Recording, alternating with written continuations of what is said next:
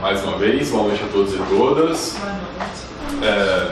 Mais uma vez, eu não me tratei direito, estou com tosse, eu fiz tudo errado, bebi água gelada, não tomei remédio, tomei sorvete hoje, é isso mesmo, eu confesso. Então eu peço desculpa de vocês, eventualmente se eu estiver tossindo aí. Nosso colega hoje não está aí para me oferecer uma pastilha, eu vim contando com essa pastilha, mas ele não veio. E a gente vai continuar. Vocês viram quem foi preso hoje, gente? Vi. Vocês viram? Quem? Não viram? Ex-governador. Ex-governador do Rio de Janeiro, Cabral. Que bom, né? Que coisa, né? Ou não? Acho que eu sei. Prender alguém nunca me parece uma coisa boa, porque afinal de contas é uma prisão. Mas parece que a delação premiada dele tá com. Vocês ouviram falar da delação premiada dele? Não. A delação premiada dele parece que vai começar. Cabral foi preso, né? Parece que vai começar em 22 de outubro de 1500, uma tarde ensolarada, chegando na costa de Salvador. Tô brincando, gente. Tadinho, o cara foi preso e a gente fazendo piada, não pode. Sérgio Cabral. Eu li na sensacionalista, achei incrível. Pessoal, a gente tem que dar continuidade do que a gente estava vendo na aula passada, no caso ontem. A gente terminou a parte de procedimento comum, viu o ordinário, sumário, e também vimos 3 procedimentos especiais que nos dizem mais a respeito. Procedimento da lei de drogas, dos crimes contra a honra e do rito do funcionário público que pratica crimes contra a administração.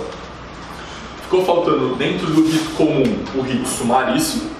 A gente começou a ver então a Lei 9.099. Dentro da Lei 9.099 a gente caminhou até o item 2.6 da aula passada. Estávamos falando sobre suspensão do processo. Então, para você que está vendo aí pelo YouTube, é o slide da aula passada. Não sei se vai ter slide de novo, né? Porque Não, o pai vai ter para você. como assim? No dia que você dispõe o slide pra gente Entendi, mas esse slide vai estar embaixo da aula passada, né? Aí, dessa aula, daquilo que preparamos para esse encontro, que é a aula 19, eu falei que ontem a aula 19 era 17, hoje é 19 e 20, se eu não me engano. Para essa aula, a gente tem o slide do júri.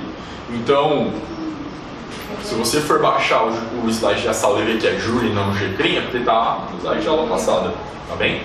E aí no segundo bloco, a gente pretende ver o júri, o rito especial do júri, que é o 4º rito especial que a gente vai trabalhar. E aí, portanto, a gente vai fechar a matéria de procedimentos. Vamos fechar a matéria de procedimentos, tendo visto dentro do procedimento comum, como eu já disse, ordinário, sumário, sumaríssimo, dentro dos procedimentos especiais, crimes contra a honra, funcionário público, lei de drogas e júri. O júri, por ser o maior, vai nos exigir também um tempo maior.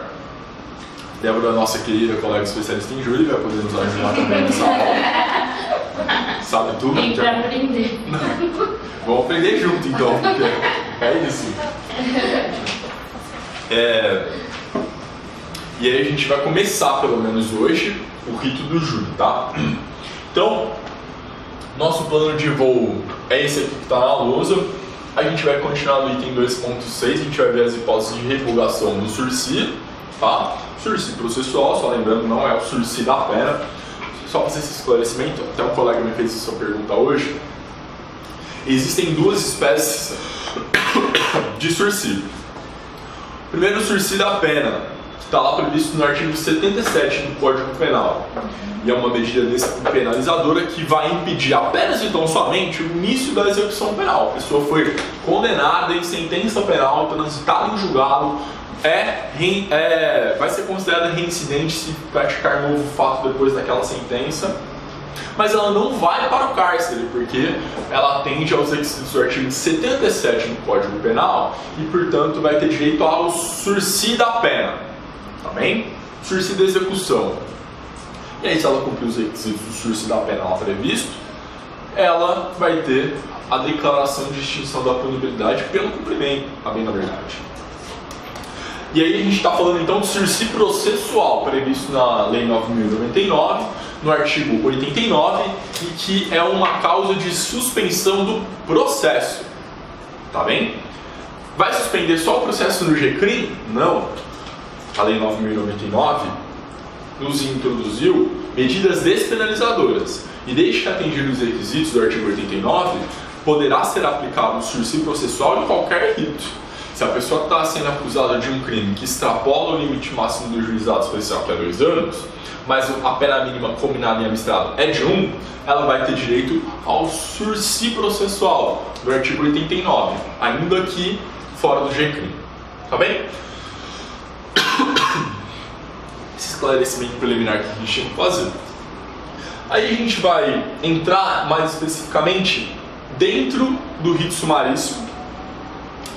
Entrar dentro é feio, né? Mas a gente vai entrar no rito sumaríssimo e vai passar pelos atos processuais que são mais relevantes para nós. Tá bem? Vamos falar da audiência preliminar, vamos falar da fase processual e aí dos institutos da transação penal, da composição civil. Por fim, vamos falar sobre o cabimento de recursos e a forma de execução no GCRIM. E vamos chegar na crítica da justiça penal negociada. Porque muitas pessoas não concordam com essa sistemática, com essa lógica do plea negotiation, plea bargain, plea agreement, e como isso impacta aí dentro da sistemática do direito penal brasileiro, tá bem? Depois passamos para o júri e a gente retoma aí nosso plano de voo, tá? Lembrando que sempre vocês podem me interromper, gente, não precisa ter nenhum receio. Pois bem, quais são as hipóteses de revogação do sursi processual? Nessa ocasião, a gente já teve concedido, foi reconhecida a possibilidade de aplicação do artigo 89, no nosso caso, e estamos cumprindo o período de prova, costuma ser de 2 anos, mas pode chegar a 4, com alguns requisitos lá previstos no artigo 89, parágrafo 1º. Se acontecer alguma dessas hipóteses, poderá haver revogação obrigatória do sursi e revogação facultativa. Tá bem?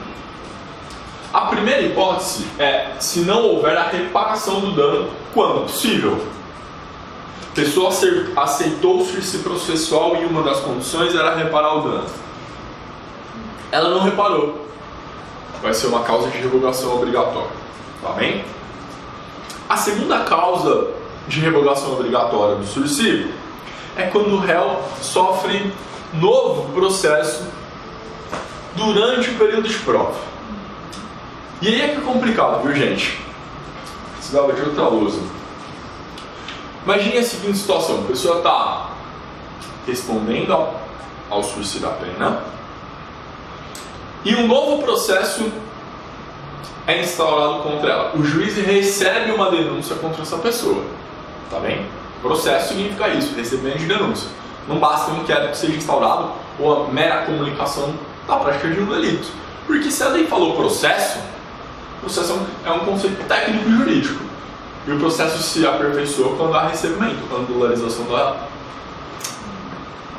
da relação processual. O problema é que isso é diferente do livramento condicional. Porque no juizado especial, a pessoa está cumprindo o período de prova, nesse iter, instaura-se um processo. Extinguiu aqui, alcançou a data limítrofe do período de prova. Não é automaticamente declarada a extinção da punibilidade. Este processo tem que ir concluso para o juiz e o juiz vai poder declarar a extinção da punibilidade nessa ocasião, depois da conclusão. Tá bem? O juiz, nessa oportunidade, se ele verificar que no período de prova, ainda que tenha sido atingido o lapso máximo do período de prova, houve a instauração de novo processo contra o acusado, nesta decisão, o juiz vai poder revogar o sursi. E a gente defende o contrário no caso do livramento condicional. Vocês estão lembrados? caso do livramento condicional, se a pessoa que saiu de livramento está em período de prova, ainda que ela seja presa em flagrante, seja instaurado um novo processo contra ela, e o juiz não declare a revogação do livramento até a data limítrofe do período de prova, deverá ser, mesmo assim, reconhecido a extinção da punibilidade. Fala, Everton. Entenderam a diferença, meus caros, minhas caras? No livramento condicional, ainda que no período de prova tenha ocorrido causas que permitam a revogação do livramento, se o juiz não revoga até a data limítrofe, pronto, não pode revogar mais.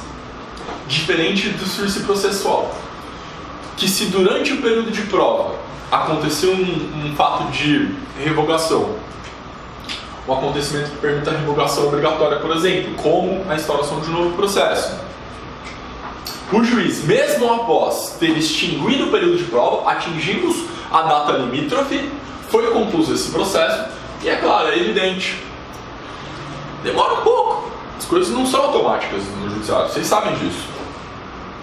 E aí quando vai concluso bem depois, alguns meses depois que o período de prova se encerrou. E aí o juiz verifica que durante o período de prova, mesmo esse período já tendo sido encerrado, houve uma causa de revogação, uma causa que permite a revogação obrigatória. O juiz nessa ocasião vai poder revogar o sursi. Problemas. Conseguem visualizar? Presunção de inocência mais uma vez. Ora, o simples fato de um processo ser instaurado contra mim vai mudar a minha situação jurídica em outro processo? Isso é problemático. E antes de mais nada, a gente tem que fazer uma ressalva. Este novo processo que foi instaurado durante o período de prova do sursi processual tem que decorrer de fato novo. Como assim fato novo? Fato ocorrido durante o período de prova. Porque se o fato ocorreu antes do período de prova e aí houve a instauração, angularizou-se a relação processual apenas quando esta pessoa já havia aceitado o sursi processual, ela não cumpriu o sursi processual. Não houve uma quebra de confiança com a justiça. Ela não praticou um fato novo. Ela acertou aquelas condições ali do sursi e ela falou, vamos comportar daqui pra frente, me dá esse sursi aí. Vamos ficar quietinho agora. Pergunta, novo processo não significa que é potencial. Não significa. Porque se o código usou, se a legislação usou o termo processo, a gente tem que entender o processo. E o processo começa quando? Com o recebimento do denúncio. Então, no caso, concedido o benefício, depois verificado que tinha 2 inquéritos anteriores que foi oferecido denúncia, é esse caso. Nada. E aí esse processo que é recebido durante o período de prova do sursi deve ser um processo decorrente de fato novo. Isto é, fato ocorrido durante o período de prova. Firmeza? Era isso que precisávamos falar sobre revogação obrigatória. Acho que vai ter um slide próximo aqui. Terceira possibilidade de revogação agora, uma revogação facultativa. Quando houver descumprimento injustificado de alguma das condições impostas. Percebam, um descumprimento injustificado. Se o juiz condicionou o sursi processual ao comparecimento periódico em juízo e em determinada ocasião a pessoa não compareceu, devo revogar o sursi? Não porque é facultativo e não porque, vamos ver essa pessoa antes, às vezes ela está internada no hospital, às vezes ela foi presa, às vezes ela não teve condições de ir, às vezes teve 1000 acontecimentos, sei lá, um desastre natural impediu que ela chegasse ao fórum. Tá joia? Então, mano, e se ela mudar de estado? Ela pode cumprir em outro estado? Em regra, os juízes fixam a comparecimento periódico e o juiz não ausentar-se na comarca. Aí vai ter que peticionar informando necessidade de mudança de endereço. Difícil. Difícil, eu pensei que fosse fácil. Não é fácil. Vai ter que peticionar informando a situação nova. Mas aí dá pra cumprir em outros juízes de lá. Então, aí teria que transferir a fiscalização desse benefício para outro juízo. Não é tão complicado, simples. não é tão simples. Acho que se não tiver algo, se tiver preenchido tudo certinho, deixa. Se tiver tudo certinho, deixa. Mas aí vai ter que mandar, né, toda a documentação. Você vai justificar. Antes de mudar, você faz. Então precisa mudar. Antes de mudar. Só é possível antes, você tem que peticionar antes da mudança. Se você mudou e falou, juizão, tô morando aqui agora, hein? Precisou de qualquer coisa, liga nós. Não. Isso aí vai. Você vai fazer antes, já informa. A gente junto com o comprovante o endereço do lugar que você Exato. precisa ir, por exemplo, trabalho, alguma coisa que está lá e não tiver nada de obras também. Mudar de endereço é um fato da vida, não é possível que o processo vai. Prender uma pessoa em um lugar por causa disso. Tá bem? Quarta possibilidade de revogação facultativa, quer dizer, a segunda possibilidade de revogação facultativa e a quarta possibilidade de revogação do sursi, ocorre se a pessoa sofre novo processo por contravenção penal. Enquanto que, como a gente estava dizendo até agora, a instauração de um novo processo por infração criminal, diferente de contravenção penal, já permite uma revogação obrigatória, feitas as ressalvas que eu disse até aqui, o recebimento de denúncia decorrente de uma contravenção penal não vai ser uma causa de revogação obrigatória, mas sim uma causa de revogação facultativa. Qual que é o entendimento que a gente pode extrair disso? Ora, ok, pessoal? Por que a revogação é facultativa quando eu sofro um processo por contravenção penal e a revogação é obrigatória quando eu sofro um processo por crime? Ora, porque o que se pressupõe é que você quebrou a confiança da justiça quando você pratica um novo crime. Só que se você praticou uma contravenção penal, poxa, você não pisou na bola tanto assim. Então deslize, uma derrapadinha ali. O crime é não. Uma contravenção penal nada mais é do que um crime é não. Então esse deslize aí, não vamos onerar tanto, impondo uma revogação obrigatória. Basta uma revogação facultativa e o juiz vai ver se é o caso ou não.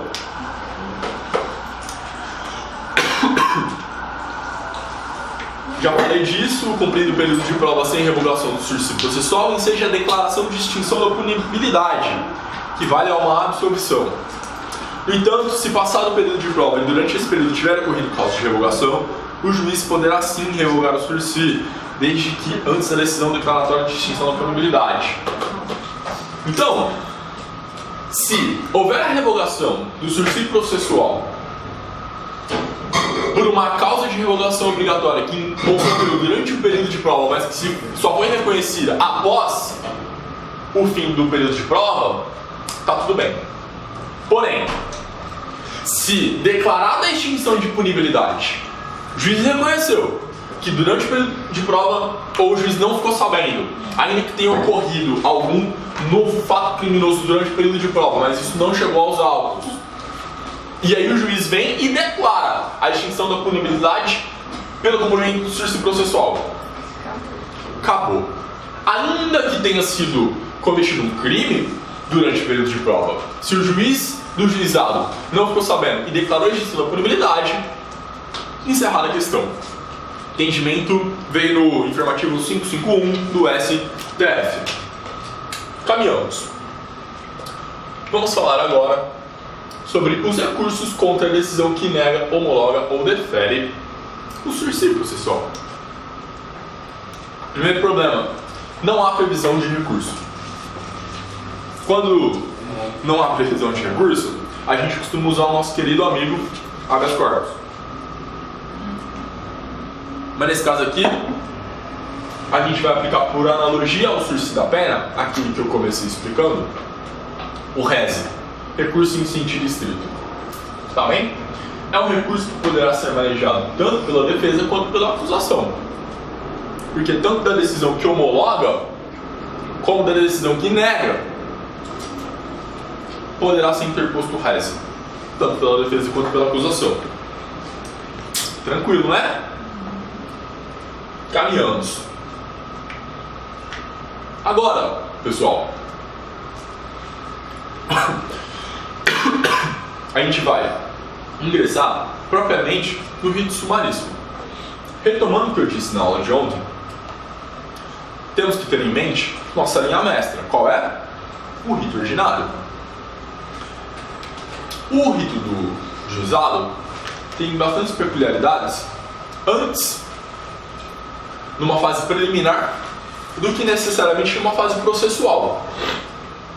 E é nessa que a gente vai perder um pouco mais de tempo, até porque é o que difere mais.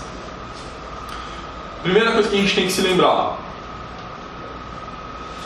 infração de menor potencial ofensivo ou contravenção penal não se instala inquérito, não dá flagrante, a pessoa não é presa, ela é conduzida até a delegacia, foi pego fumando maconha no banco da praça. Vou ser preso por isso? Não vai. Depende, tem razão. Depende mesmo. Tem promotor que oferece denúncia porque o cara tava com um baseado e R$20 no bolso, velho. Assim, indícios de mercancia. Não é usuário não, ele que prova que ele era usuário. Mas vamos imaginar que essa pessoa foi enquadrada como usuário 28. Não há sequer previsão de cárcere para o artigo 28. As sanções penais previstas lá são admoestação verbal, tipo bronca, prestação de serviço à comunidade, frequentar CAPS AD, etc. Lava o TCO dessa IMPO e acabou. Tá bem? Próximo passo é audiência preliminar. Lá no fórum já, lá no Juizado Especial Criminal. Esse TCO vai chegar no fórum. Lembrando que o TCO é um boletim de ocorrência mais robusto, é bem parecido. E na audiência preliminar acontecerá algumas coisas, tipo composição civil dos danos, transação penal ou denúncia oral. Tá bem? Da audiência preliminar, teremos denúncia ou queixa. Essa denúncia ou queixa, o juiz manda citar o réu. E na sequência haverá audiência. E nessa audiência vai acontecer tudo. Defesa oral, o juiz recebe ou rejeita a acusação, portanto você tem que ventilar suas teses de rejeição e absolvição sumária nesse momento. Oitiva da vítima, testemunha de acusação de defesa, interrogatório, e aí de novo a defesa e a acusação vai lá e faz os debates orais e o juiz deve prolatar sentença. Tá vendo, Cris? É uma super audiência. É igual aquela do exemplo de ontem. Igual aquela do exemplo de ontem. Rito sumaríssimo. Mas a do rito de ontem era ilegal. Essa é diferente. Essa é legal. Crime de maior potencial ofensivo, pautada pela oralidade, celeridade, economia processual. A mim, na verdade, galera, isso aqui não era nem pra ser crime, né? É briga de vizinho isso aqui, pessoal. Em regra, é bate-boca, tá? Quase nunca tem algo muito relevante que tenha... Mas normalmente não vai preso, então? Não, nunca vai preso. Como que o cara vai preso por uma infração penal? Por uma IMPO? Nunca. O cara tem que cometer essa IMPO em concurso material, sei lá, meu. É quase difícil o cara ir preso por isso, tá? Cumprir pena no fechado, vai pegar sendo no máximo. Não consigo imaginar. Enfim. Mesmo sendo no rito sumaríssimo, a citação tem que ser pessoal. Pessoal, bem observado. Falei isso ontem pra gente. A angularização da relação processual que se perfaz com a citação, depois que eu recebo a denúncia, necessita que seja pessoalmente. Não basta uma cartinha para a pessoa. Ela pode ser notificada para comparecer à audiência preliminar via cartinha, mas ela tem que ser citada pessoalmente. O oficial de justiça bate lá na porta da casa dela, entrega a citação com cópia da denúncia. Tá bem? Ok. O que é que acontece na audiência preliminar? Lá na audiência preliminar poderão acontecer 3 coisas. A primeira é a composição civil dos danos, a segunda é a transação penal e a terceira é a oferta oral da petição inicial. Poderia ser uma denúncia ou uma queixa, a depender do crime. Tá certo? Vamos ver cada uma dessas 3 possibilidades que podem ocorrer na audiência preliminar um pouco mais detalhadamente. Esse é o nosso plano. Como é que essa composição civil aí funciona? Lembram-se que eu disse para vocês que o grande objetivo da lei dos juizados é a reparação dos danos à vítima, não é mesmo? Então esse é o momento ideal. Composição dos danos, lá previsto no artigo 73, é uma audiência que vai ser conduzida pelo juiz ou por um conciliador. E aí lembram-se que a gente leu o artigo 98, inciso 1º da Constituição, e lá estava escrito que nos juizados poderiam haver juízes leigos. Estamos falando de quem? Conciliador. Tá joia? Isso vai ser elaborado uma ata, e essa ata vai poder depois ser executada no cível. Tá bem? Força de título executivo judicial por equiparação. Em se tratando de crime de ação penal pública condicionada ou ação privada, caso aceite a composição pela vítima, importará em renúncia, o que conduz a uma extinção da punibilidade. Olha que coisa maravilhosa. Se estamos falando de uma ação penal pública condicionada à representação, ou seja, que depende de uma questão de procedibilidade, que é a manifestação da vontade da vítima. Ou, se estamos falando de uma queixa-crime, por um crime de menor potencial ofensivo, calúnia, difamação, injúria, se essas pessoas entrarem no acordo nessa audiência preliminar, será extinta a punibilidade dali, não há que se falar mais em processo. Ok? Por outro lado, se for uma infração de menor potencial ofensivo de ação penal pública incondicionada, a composição civil acaba perdendo fundamento. Porque como se trata de ação civil pública incondicionada e o Ministério Público é regido pela obrigatoriedade e indisponibilidade da ação penal, o Ministério Público, ainda que a vítima e o réu façam um acordo, o Ministério Público está obrigado a oferecer a petição inicial desde que presente os requisitos. Isto é, num crime de ação penal pública incondicionada, ainda que a pessoa acusada pague lá, entre em acordo com a vítima, ela ainda vai ser processada. A gente vai aceitar um acordo na audiência preliminar em caso de ação penal pública incondicionada? Não. Simplesmente não. Porque não faz o menor sentido. Eu vou continuar sendo processado e ainda vou ter que pagar a vítima. Por que eu vou aceitar isso aí? O que eu ganho, Ana? Eu perco, estou confessando. Bobeira, né? Não caiam nessa, não façam esse acordo. Ok? Ok. Ainda sobre a composição dos danos? Não, já falamos disso. Essa ata será homologada pelo juiz, não basta o conciliador assinar, tá bem? Obviamente, mediante sentença irrecorrível. Se as partes entraram num acordo, quem é que vai querer recorrer daquilo? Faz sentido. E essa ata negocial, homologada pelo juiz, como eu já tinha adiantado, terá força de título executivo judicial, poderá ser requerido na vara civil. Não obtida a composição civil dos danos nessa audiência preliminar, em se tratando de ação penal privada, deve o juiz abrir a possibilidade para o oferecimento da queixa-crime, que poderá ser ali mesmo na audiência preliminar, oralmente, ou dar um prazinho para a parte fazer por escrito. Imagina, seu amigo pede para você acompanhar uma audiência no GCRIM, teve um probleminha, vamos comigo, eu sou vítima, vamos me acompanhar lá. Tá bom, vamos lá. Aí você chega lá, você é surpreendido com uma queixa oral ao vivo. Faz aí, doutor. Você não é o tal? Você não é o pá? Quero ver. Mas é só queixa alta. Aí você dá uma migué e fala, pô, doutor, como com disposto hoje, posso requerer um prazo de 5 dias? 2 dias? Resolveu. Pode requerer o prazo, gente, tá tudo bem. Tá? A grande maioria das pessoas acaba. É raro uma denúncia oral, porque depois ela vai ter que ser reduzida a termo. Então não faz sentido para o autor ofertar a denúncia oral e depois ter que reduzir aquilo a termo. Oferta por escrito. Tá bem?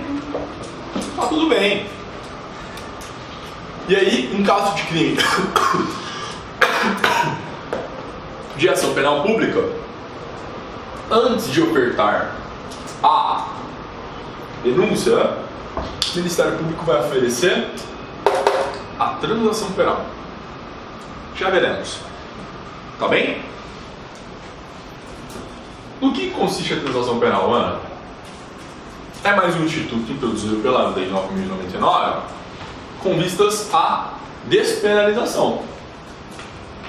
O Ministério Público vai deixar de te processar caso você aceite a transação penal. E a transação penal, pessoal, consiste na aplicação imediata de pena restritiva de direitos, uma PRD ou multa, a ser especificada na proposta. Tá bem? Não importa em reincidência ou benefícios, não importa em reincidência. O promotor vai chegar para você e falar assim, olha, eu vou te oferecer uma proposta. Você não vai ser reincidente, vai continuar primário de bons antecedentes. O único problema é que você não vai poder aceitar nenhuma proposta dessa por 5 anos. De novo.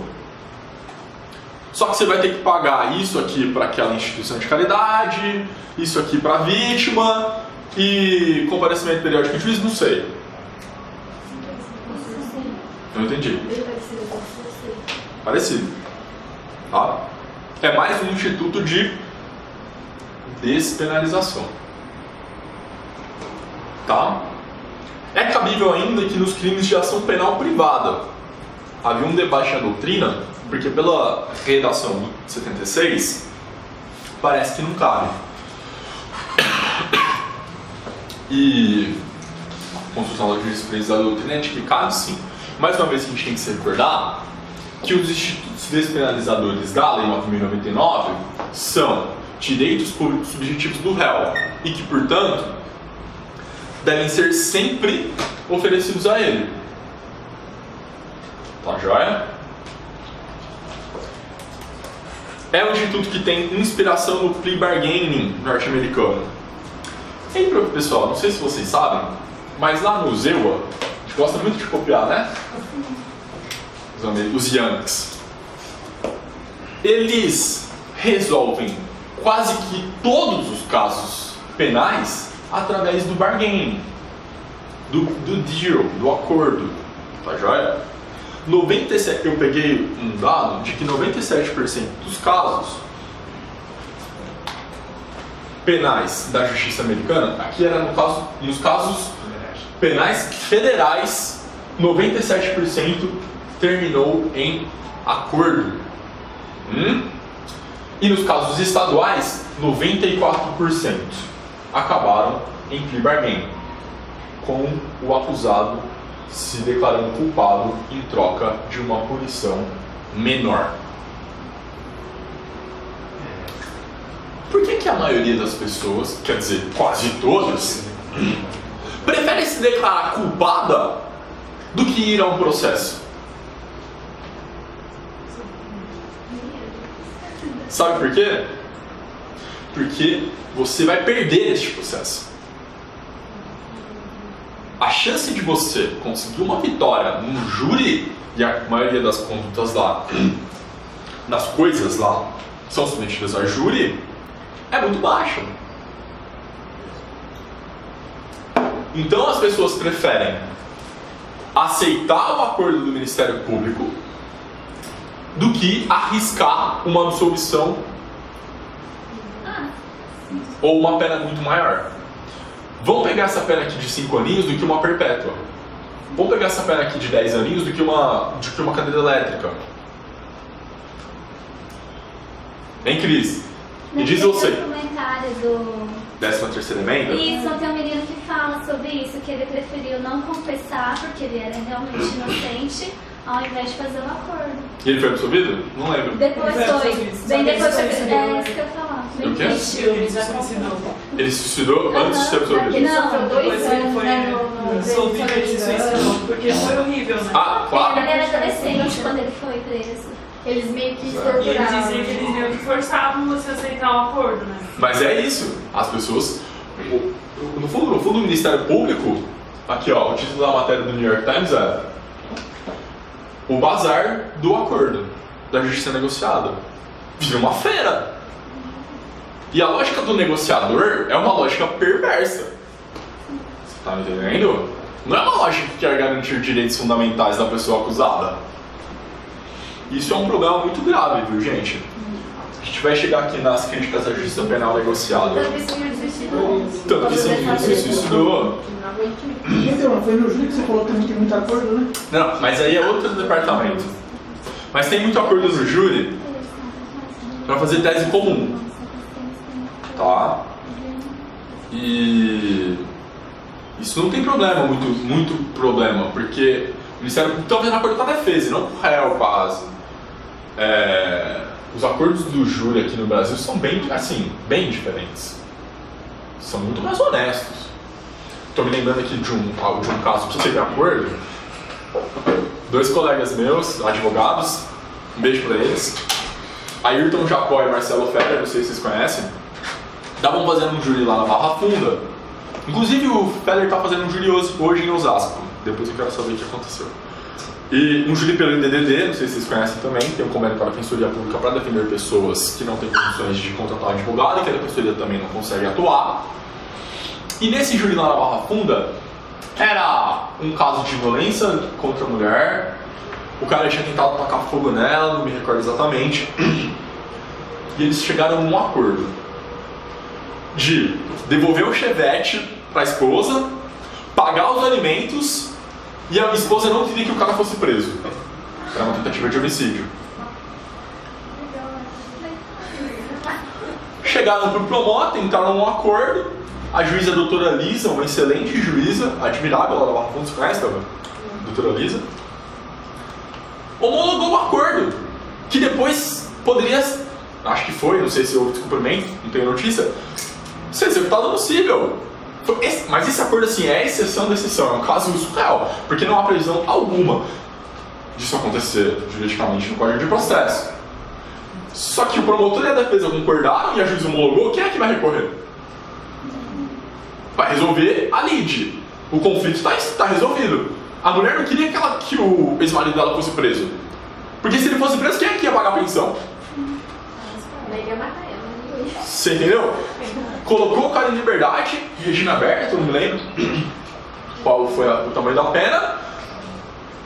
E no acordo ele tinha que devolver o chevette, pagar uma grana pra ela e pagar os alimentos. Deu certo. O que costuma acontecer em acordo no tribunal de júri é tese comum. O promotor tá vendo que ele não vai ganhar, carregou a mão na denúncia, carregou a mão na primeira fase do júri, vai a júri. A lógica também no mercado da feira. Se você fala que seu peixe custa 250 para vender ele a 200. Entendeu? Mais ou menos isso. E aí faz uma tese comum com a defesa, uma testemunha não vai, alguma coisa assim. Abre mão de alguma coisa aqui, alguma coisa lá, faz uma tese comum e os jurados não tem como muito fugir daquilo. Tá bem? É isso. Tem nada a ver com o que acontece nos Estados Unidos.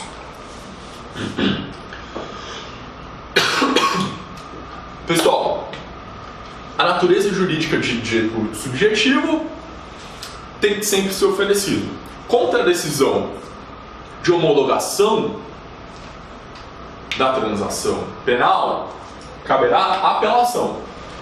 Lembrem-se que eu acabei de dizer que para o sursi processual cabe reze. Já é uma diferença. Muito embora sejam institutos muito parecidos, você vai falar, puta, eu lembro que no sursi cabe reze. Aí você vai ler a alternativa da sua questão que está te perguntando qual que é o recurso contra a decisão de transação. Aí você fala, sursi processual é reze, então transação penal é reze também. Mas não é. É apelação. 75 parágrafo 3. Em caso de descumprimento da transação penal, o que é que acontece?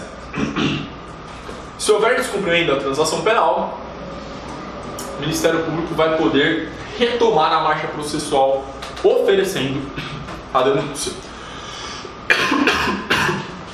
Essa foi uma discussão que durou um tempo na doutrina e na jurisprudência, até que o STF sedimentou a questão na súmula vinculante número 35. Tá joia? E aí, pessoal, súmula vinculante tem que conhecer todas. Todas é todas. Lewandowski, enquanto presidente do STF, patrocinou muitas súmulas e expediu muitas súmulas no ano passado. Acho que estamos em 60 súmulas quase, súmulas vinculantes. Lembro quando estava na graduação eram 30, dava para saber todas. Com 60 já fica mais difícil. Acho que a última foi a 56, né? Da possibilidade de progressão de regime do fechado pro aberto quando não houve vaga no SEMI, né? 56 ou 57, essa súmula, não me lembro. Falando em Lewandowski, vocês viram o que aconteceu ontem? Quebra-pau. Ai, Deus, vocês viram?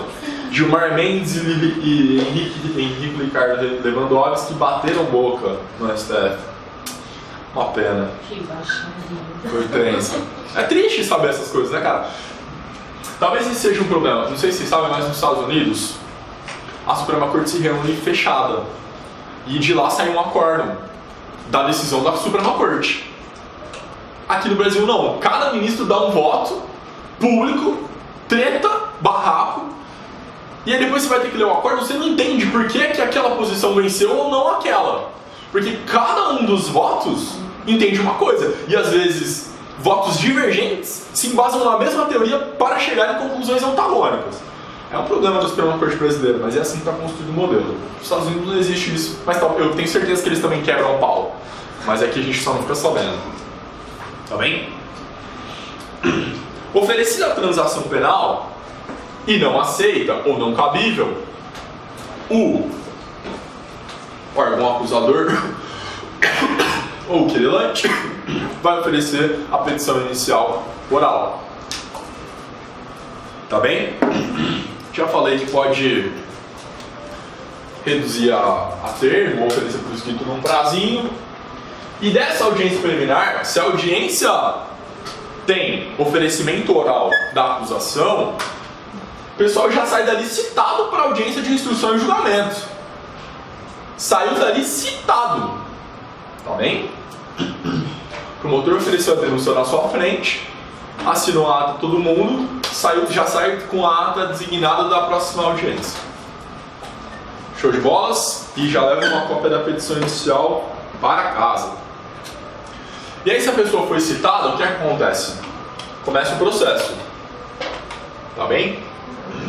Já falamos da fase preliminar, que é composta dessa audiência preliminar, onde podem acontecer essas três situações. Vamos falar agora um pouco mais dessa fase processual. Essa audiência de instrução e julgamento se inicia com a sustentação oral da defesa, que é a resposta à acusação.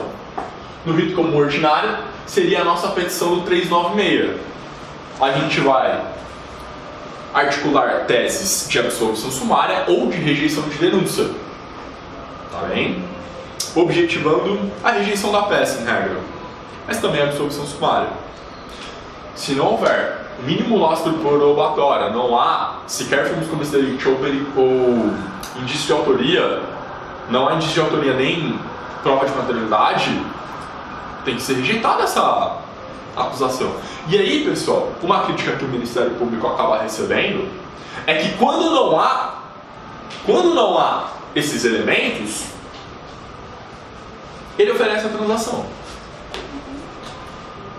Ou seja, olha que ardiloso. Posso falar com o Ministério Público, mas olha que situação, não é mesmo? Não é caso de oferecimento de denúncia.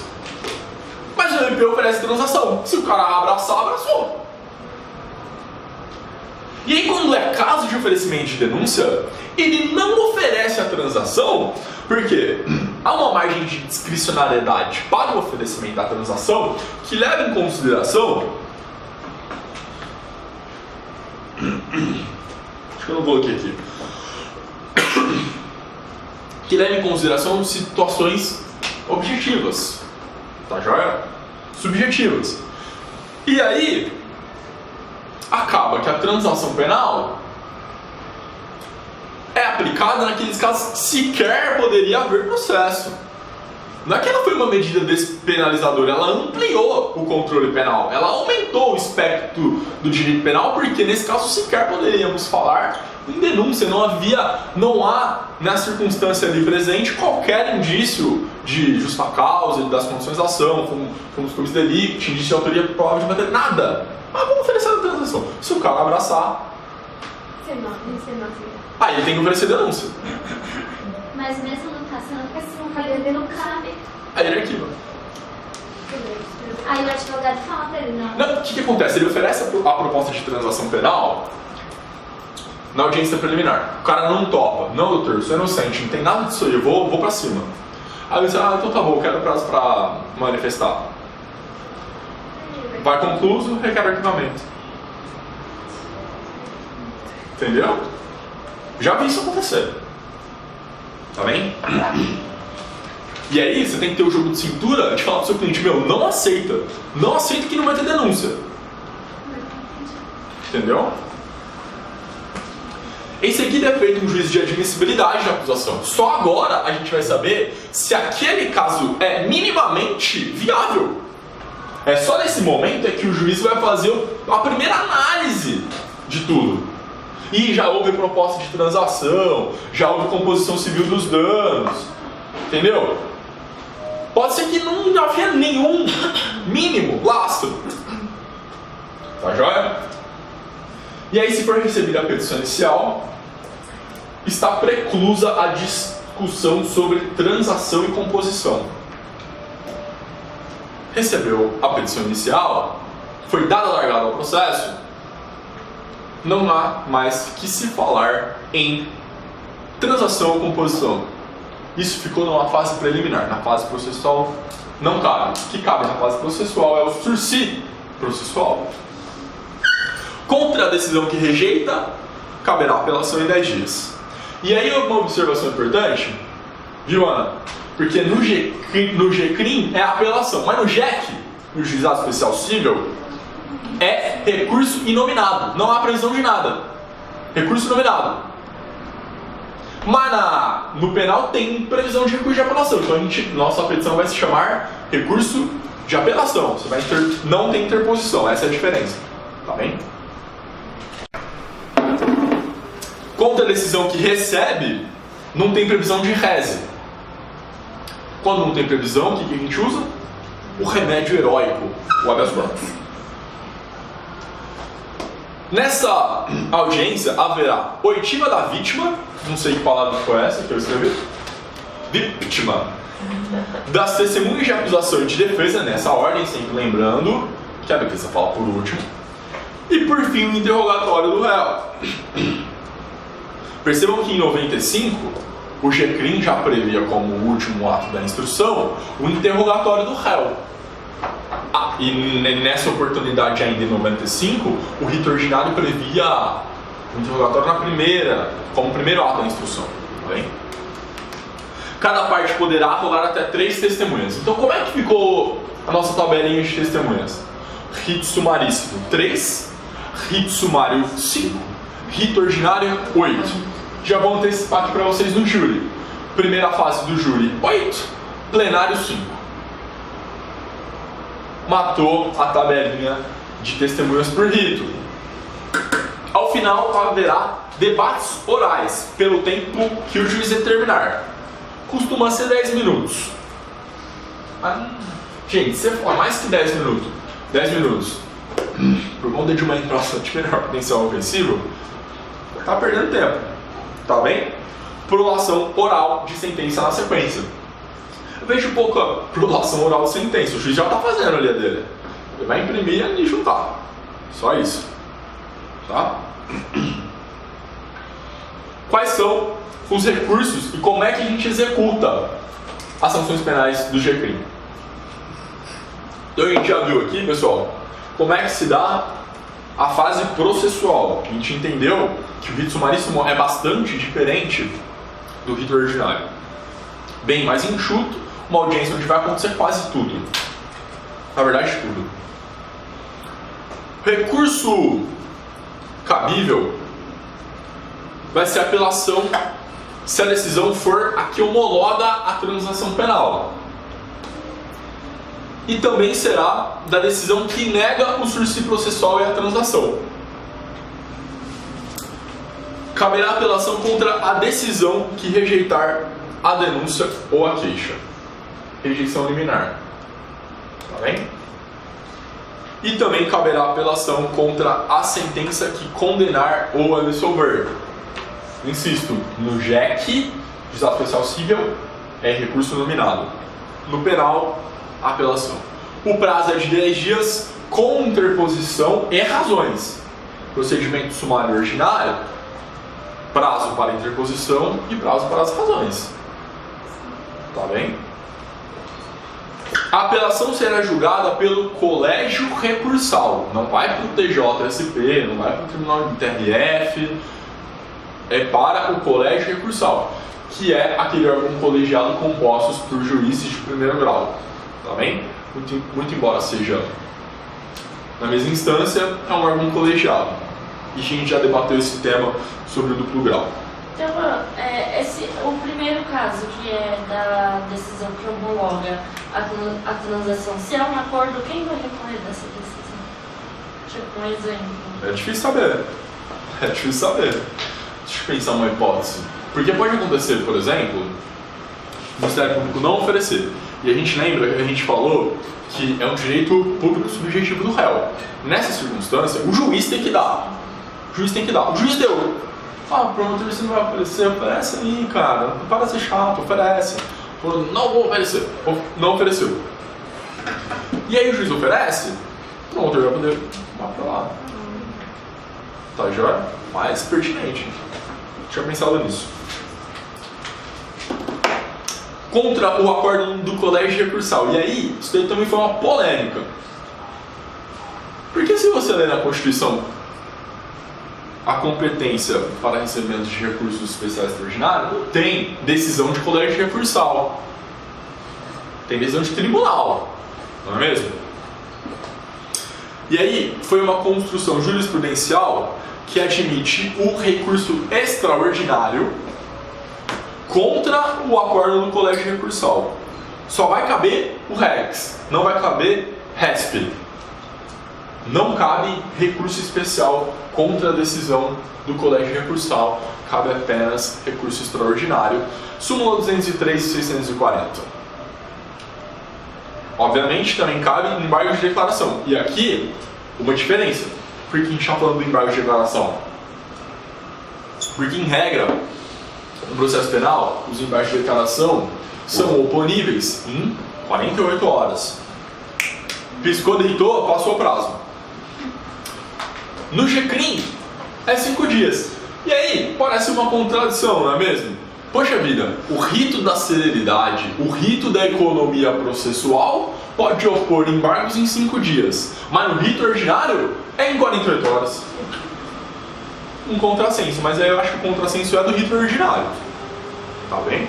Porque convenhamos, 48 horas, gente, 2 dias, é apertado, hein? E aí, pessoal, imposta uma multa, seja na transação, sei lá, ou na sentença do GCRIM, essa multa terá que ser paga no cartório do juizado. Está previsto na Lei 9.099. O cartório vai expedir uma guia, o fulano condenado vai lá no balcão, pega essa guia, vai no banco do fórum, paga a guia, volta no cartório e entrega a guia. Simples. Pagamento de multa. Perguntas? Prestação de serviço à comunidade vai ser a regra geral e tudo mais, como é do direito penal. Pessoal, por fim, vimos recursos de execução. Vamos falar um pouco sobre as críticas quanto à justiça penal negociada. Complicado, porque tem muita gente boa que defende e muita gente boa que critica.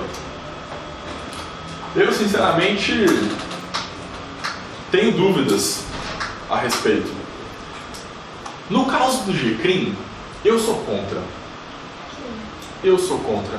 Primeiro porque eu acho que tudo que é infração de menor potencial ofensivo não deveria ter dignidade da tutela penal. Se a gente preza por um sistema de direito penal democrático voltado para a proteção subsidiária de bens jurídicos, isto é, quando nenhum outro ramo do direito for capaz de tutelar aquele caso, por que a gente tem infração de menor potencial ofensivo? Faz muito sentido. A verdade é que as infrações de menor potencial ofensivo e as contravenções penais antes da Lei 9.099 estavam esquecidas. Porque o juiz da vara comum não ia ficar perdendo o tempo dele, e o promotor muito menos, processando briga de vizinho. Tá, já é perturbação do sossego. Tá ok? O pessoal, é roubo, é tráfico, é homicídio. A pauta da justiça criminal é essa. Os atores do sistema de justiça criminal institucionalizados estão voltados com as suas armas para este alvo: tráfico, homicídio, roubo, furto, receptação. É isso, a clientela do sistema de justiça criminal é composta de pessoas que praticam esses tipos penais. Então, as contravenções estavam lá esquecidas. As infrações de menor potencial ofensivo idem. Eu preferia assim. Tá certo? A Lei de Juizados Especiais Criminais trouxe tudo isso à luz. E aí começaram a ser processadas esses tipos de questões. O professor Auri é um crítico da justiça penal negociada. Ele vai falar: viola a garantia da inderrogabilidade do juízo. O que é isso? Um axioma garantista, Luiz Ferraioli, nulla pena sine judicio. Na medida em que eu transaciono com a acusação e aceito uma pena restritiva de direito ou multa sem o crivo do Poder Judiciário, eu tive uma pena aplicada, ainda que você chame isso de transação penal, sem o controle judicial. Não me parece o ideal. Tá bem? A lógica negociada transforma o processo penal num mercado persa. Lembra que a gente leu aqui no slide do The New York Times, o bazar? No seu sentido mais depreciativo possível, constitui também verdadeira expressão do movimento da lei e ordem. Vocês sabem do que eu estou falando? Criminologia, políticas de lei e ordem, 3 strikes and you are out, the broken window theory, não é mesmo? Todas essas medidas que visavam impedir ou punir as microcriminalidades estão mais ou menos aí, tá joia? Na medida em que contribuem para a banalização do direito penal, fomentando uma pan-penalização e um simbolismo repressor. É aquilo, eu vou te processar. O direito penal acaba sendo banalizado, tá joia? O direito penal não pode servir, a gente não pode movimentar a máquina do sistema de justiça para tutelar esse tipo de conflito menor, tá bem? Não me parece o recomendável. O ideal seria descriminalizar essas condutas todas e não despenalizar, como fez a Lei 9.099. A diferença entre despenalizar é que a gente não aplica mais uma pena privativa de liberdade, enquanto que mas aquela conduta continua sendo uma infração penal. Enquanto que descriminalização é retirar do âmbito do direito penal. Aquela conduta não é mais típica, aquilo sequer é uma infração penal. Existem, o gênero é infrações penais e temos espécies: crimes, contravenções penais, infrações de menor potencial ofensivo e crimes hediondos, não é mesmo? Essa não é a solução.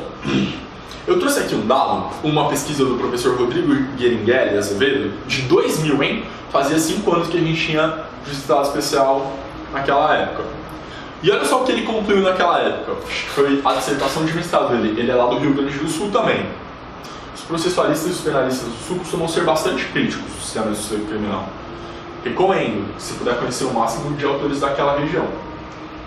Olha aqui que o professor Rodrigo Gueringueli falou. Ao invés de assumir uma parcela dos processos criminais das varas comuns, isto é, desafogar o juiz da vara comum com essa pequena criminalidade para que pudesse ter fluxo, crime de roubo, tráfico, furto, homicídio e etc., ao invés de acontecer isso, os juizados especiais criminais passaram a dar conta de um tipo de delituosidade que não chegava até as varas judiciais. A Lei 9.099 veio com um discurso progressista, mas era golpe. Você entendeu? É golpe atrás de migué, gente. Migué. Não estou dizendo, pelo amor de Deus, os professores que pensaram nessa lei, a professora Ada Pellegrini Nover, Kazuo Watanabe, Nelson Neri, tem nada. Obviamente, todos ali estavam orientados para contribuir com o sistema judiciário criminal, obviamente. Só que não basta mudar a lei. A mentalidade dos juízes e da magistratura, do Ministério Público e dos aplicadores do direito mudou. E é isso que pega. Idem, por exemplo, com a Lei 12.403, que introduziu as medidas cautelares diversas da prisão, o 319, e não são aplicadas. Não basta a mudança da lei, se a prática judicial não for acompanhada. Tá joia? Então, a Lei 9.099, como concluiu o professor Guilherme naquela ocasião em 2000, ampliou o espectro de criminalização. E aí, pessoal, eu trouxe aqui um dado de uma pesquisa empírica de uma pesquisadora do DF, do Distrito Federal, Fabiana de Assis Pinheiro. E ela fez um estudo nos GCRIMs de Brasília entre 96 e 2006. Um período razoável, 10 anos.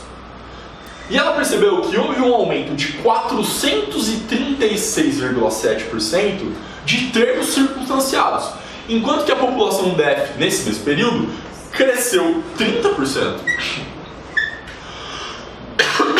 Aí você pensa, ora, a Polícia Judiciária está atuando, está trabalhando, está correndo atrás, houve um incremento no aparato policial, ou sei lá, tudo está funcionando redondinho e houve essa mudança, portanto, aumentou os números de TCs. Mas quando a gente compara com o número de inquéritos, que aumentou no mesmo período, a gente percebe que isso aumentou 54%. Não dá para dizer que foi uma estruturação do aparato repressor, por exemplo. Não foi. Tá joia? A conclusão da Fabiana é de que os GCRIMs de Brasília são responsáveis por 62% do controle formal realizado na capital. Pessoas que estão, de alguma maneira, submetidas ao controle judicial, comparecimento periódico em juízo, coisas desse tipo. Tá joia? Entre essas espécies de controle formal, monitoramento eletrônico, diversos outros. É por isso que eu, particularmente, amparado aí por essas pessoas, não acho que a lei dos juizados especiais seja o caminho. Tá bem? Me parece que a lei dos juizados especiais veio com um discurso de despenalizar, de transformar o sistema de justiça criminal mais democrático, etc. Mas, no fundo, não foi isso que aconteceu. Porque eram casos que sequer eram resolvidos através do sistema de justiça formal. E observem, não estarem submetidos ao sistema de justiça formal não significa que aqueles casos não tinham solução. Tá joia? Todos os casos são solucionados pelo sistema de justiça criminal. Pelo sistema, de alguma maneira. Não necessariamente pelo sistema de justiça criminal.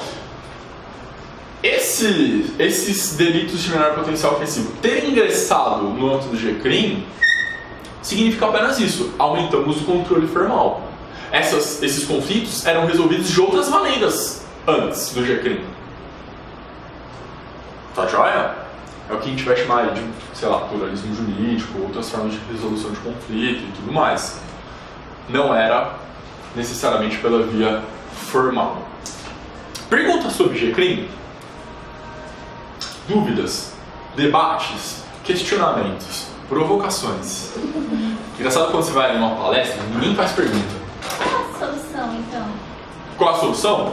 Qual a solução para o quê? O fim do direito penal é a solução. Não, no caso do juizado, aí no caso esse crime de menor potencial possível, seria pra onde? Possível, então? Ia pra onde? Não, despenalização. Criminalizar. Não me parece que uma treta de vizinho, entre vizinhos, vai deixar de existir porque alguém foi lá e fez uma transação penal.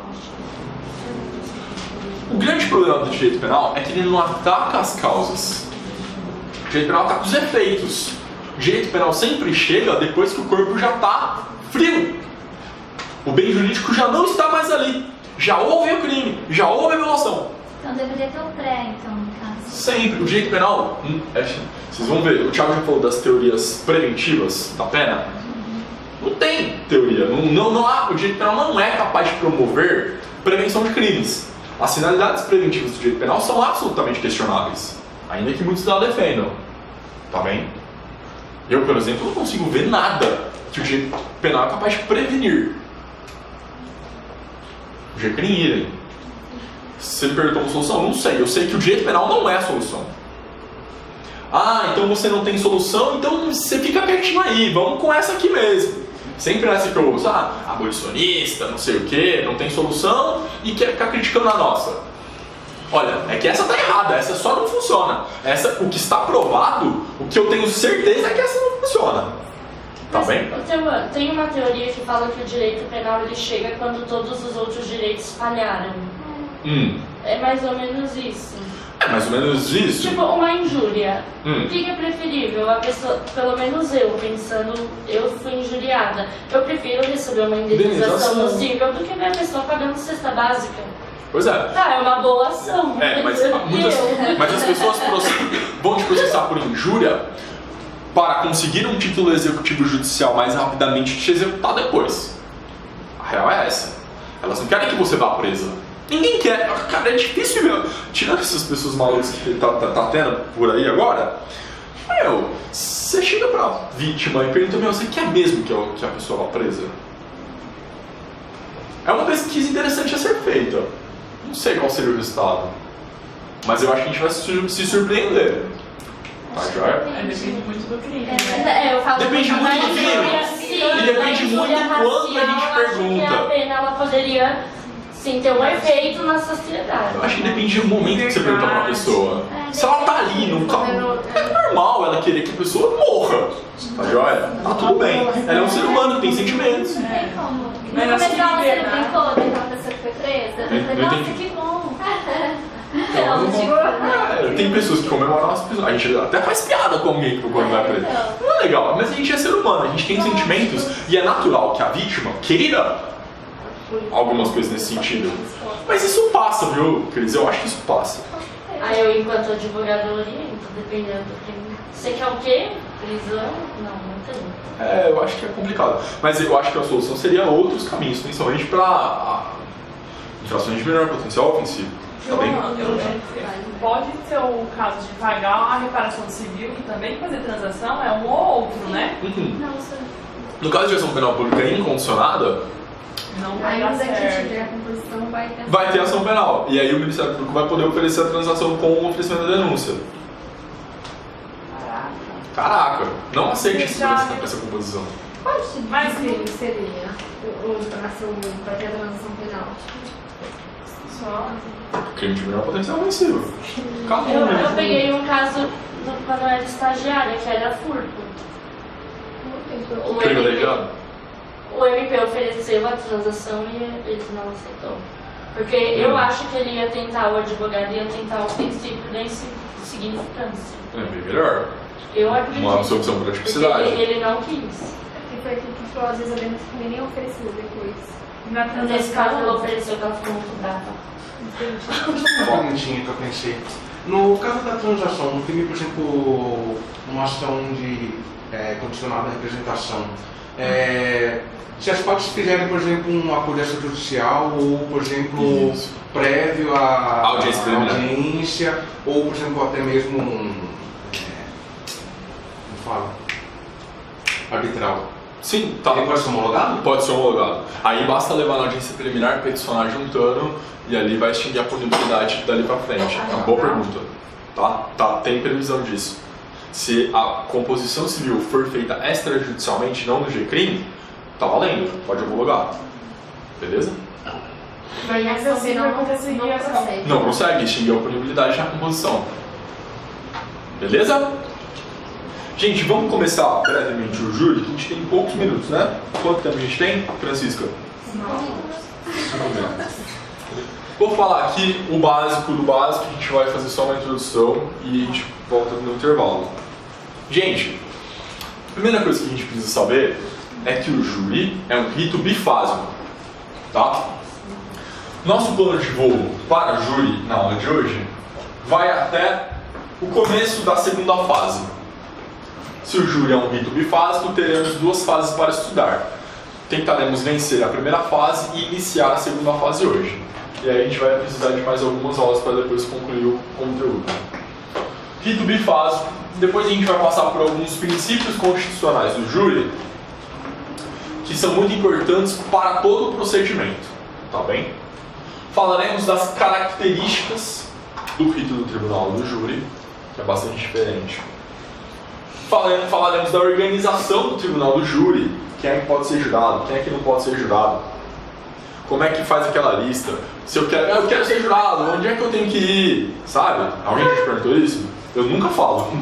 Esse tipo de pessoa é perigosa.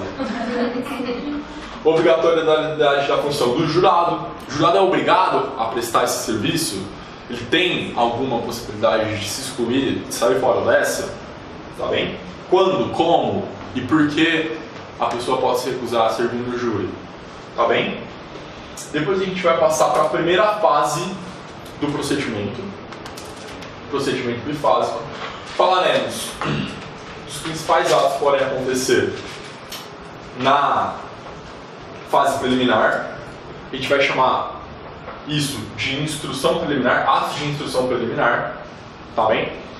E essa fase preliminar vai culminar em 4 possíveis decisões da primeira fase do sistema bifásico. Essas decisões poderão ser pronúncia, impronúncia, desclassificação ou absolvição sumária. O rito da primeira fase, portanto, se encerra em 4 possibilidades: pronúncia, impronúncia, desclassificação ou absolvição sumária. Tá? Vamos passar por esta fase, culminando em cada uma dessas decisões judiciais. Vamos ver cada uma dessas decisões judiciais e vamos chegar na segunda fase. Vou fazer uma breve introdução à segunda fase do júri. Beleza? Então vamos lá. É um rito bifásico. Se divide em sumário da culpa, primeira fase, e juízo da causa, segunda fase. Coloquei aqui pra gente um breve organograma, uma morfologia da primeira fase. Houve uma investigação preliminar, que pode ser um inquérito ou outra forma de investigação preliminar, e o Ministério Público ofereceu denúncia. Depois dessa denúncia, a gente vai ter rejeição ou recebimento pelo juiz. Se recebida, o juiz manda citar. Após a citação, teremos uma resposta escrita e não uma resposta à acusação. Primeira diferença com o rito comum ordinário. No rito comum ordinário teremos uma resposta à acusação, porque na resposta à acusação a gente vai articular teses de absolvição sumária. Aqui não agora. A absolvição sumária acontece no rito do júri na decisão do final da primeira fase, e não agora. Agora a gente só vai poder articular rejeição da denúncia, aquela possibilidade que o professor Auri defende de revisão da decisão que recebeu a denúncia após a defesa. Porque não há preclusão consumativa para o juiz. Resposta escrita, e aí tem uma previsão que o professor Auri considera inconstitucional: oitiva do Ministério Público se o réu arguir preliminares ou juntar documentos. Depois a gente vai ter uma audiência una, lembrando daquela originalização dos ritos e tudo mais, previsão no artigo 411. E dentro dessa audiência una, poderá ocorrer tudo isso daqui: declarações do ofendido, oitiva da vítima, se ela puder dar declarações.